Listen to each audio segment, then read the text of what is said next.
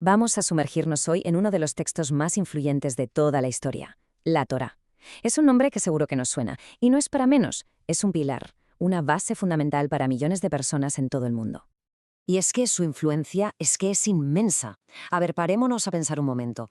No es solo la piedra angular del judaísmo, es que además sienta las bases para el cristianismo y para el islam.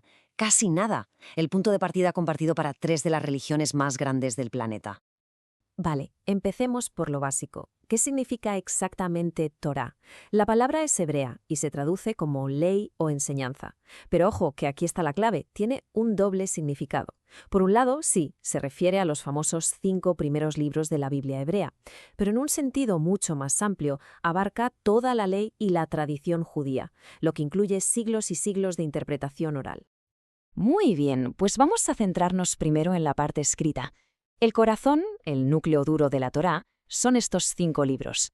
También se les conoce como los 5 libros de Moisés, o, si nos ponemos un poco más técnicos, el Pentateuco. Juntos, estos 5 libros nos cuentan una historia épica.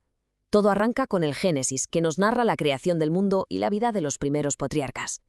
De ahí pasamos al Éxodo, con la increíble historia de la liberación de la esclavitud en Egipto.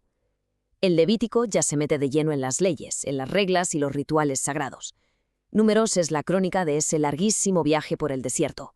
Y todo culmina con el Deuteronomio, que recoge los últimos discursos de Moisés a modo de resumen de la ley y la ética para el pueblo.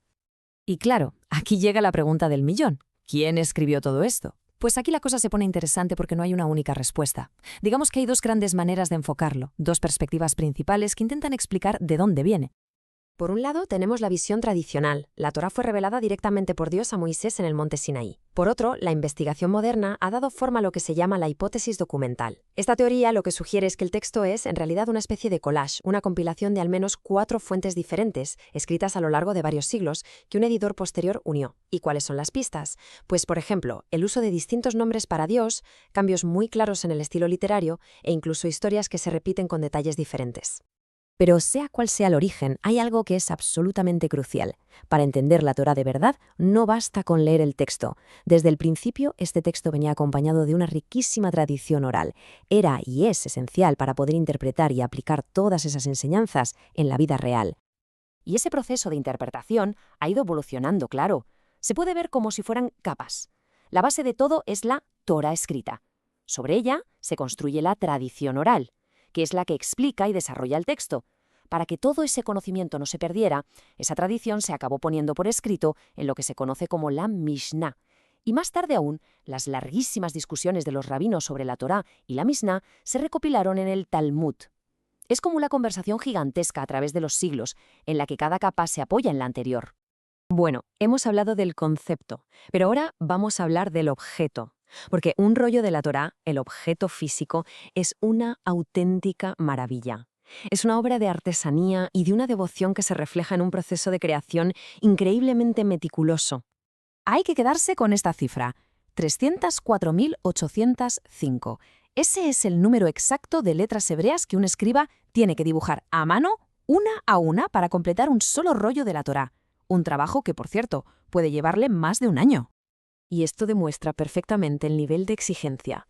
La precisión tiene que ser absoluta. No hay margen de error.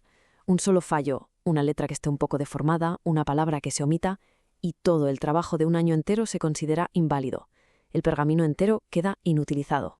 Y esto nos deja con una reflexión final. Si se requiere este nivel de perfección casi sobrehumano para la forma física del texto, ¿qué profundidades, qué secretos no guardará su contenido?